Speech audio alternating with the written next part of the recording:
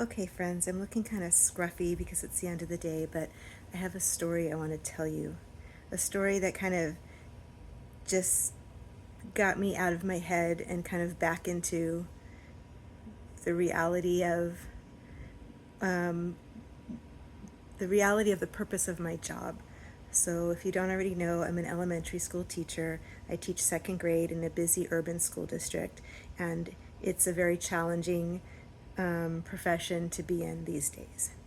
And I've been feeling very overwhelmed by all of the demands that are being put on teachers right now, especially teachers in a school like I work in, where we are a school at risk of not meeting standards. So, that being said, I've been very frustrated and tired and angry at the system and angry at all of the systemic issues that are going on in the upper echelons of the school district that trickle down into the classroom and make doing my job not pleasant most days. But something happened today that changed my mind. Maybe it didn't change my mind. Let me not say that. Something happened today that just reminded me of the bigger, the greater good of what I'm doing. Reminded me that it's not about the test scores, that it's not about achievement, that it's not about the numbers, it's not about the data, that the work that I do is about the little humans and about making these little humans into warm, empathic, thoughtful, compassionate people. So here's the story. There's a little girl in my class I will call Jane, a very plain name.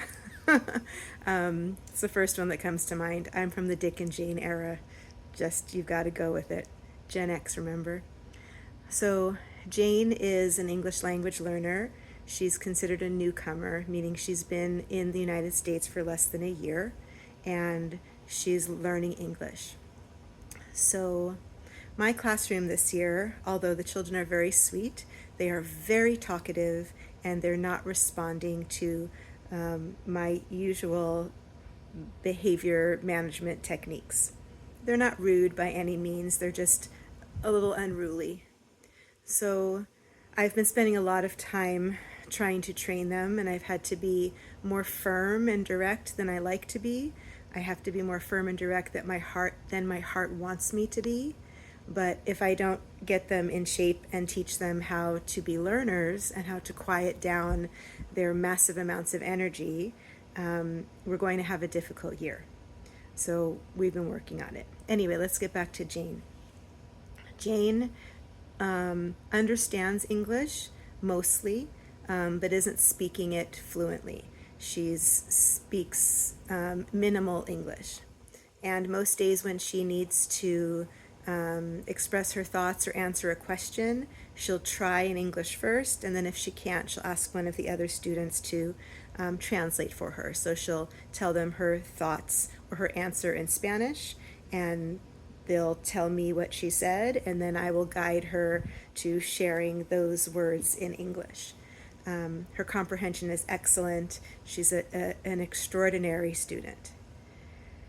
So we were having a difficult day, and in general, the students were not responding to the behavior techniques. The classroom was very loud, and I was losing my patience.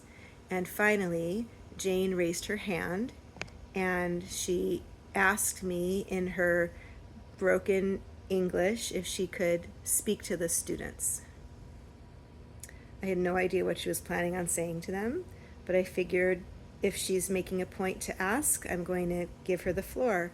So I stepped aside and I let her come to the front of the room, and I let her speak. I expected that she was going to speak in Spanish and that somebody was going to translate.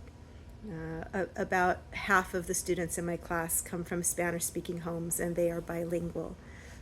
But she did not speak in Spanish. She stood in front of the classroom, and she spoke, sorry, that's Clementine. She spoke in almost perfect English and said something to the effect of this: Miss Gold is my teacher. I want to learn English. I want to learn. You want to learn. You don't learn when you talk too much. I don't learn when you talk too much. Miss Gold needs to speak. Miss Gold loves us. Miss Gold wants us to learn. You need to listen to Miss Gold so I can learn. Now, I can't believe that I just got through that without crying. And those weren't her exact words, but that was a pretty good estimation of what she said. Clementine wants to say hi. I need to let her say hi. Clementine, hi. She gets concerned when she hears me speaking in a firm voice. She thinks something is wrong. I'm just sharing a story with the people. Yes, about the little humans that I take care of during the day. It's okay. So, back to our story. I was so impressed with how she presented herself. I was so impressed with what she had to say.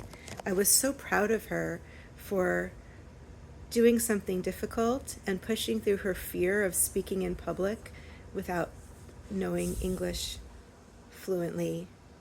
And I was so touched by the fact that this, I think she's 8-year-old girl took the time to share with her classmates the importance of education. I cried. I cried. She asked if she could give me a hug, and then before I know it, I have 23 other children running up to me, asking me if they could give me a hug. And then we had a big powwow afterwards and talked about the importance of learning and listening and being a learner.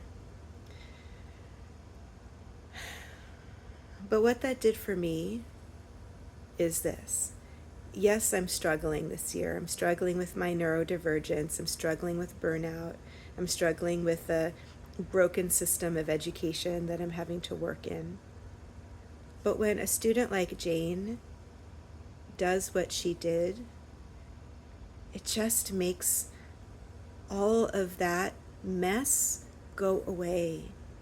And it reminds me of the truth about why I do this job and why I've done this job for 26 years. And the truth of it is to make connections with these children, to build trust, and to help them see the value in learning, and to help them see the value in each other. So, although the coming weeks are going to be difficult with testing and parent conferences and report cards and holidays and teaching and learning and evaluations, I am going to keep with me Jane's speech and remind myself that I've given her a voice. I've helped her to feel valued. I've helped her to feel safe in an environment that sometimes is very unpredictable and chaotic. And she's also helping me.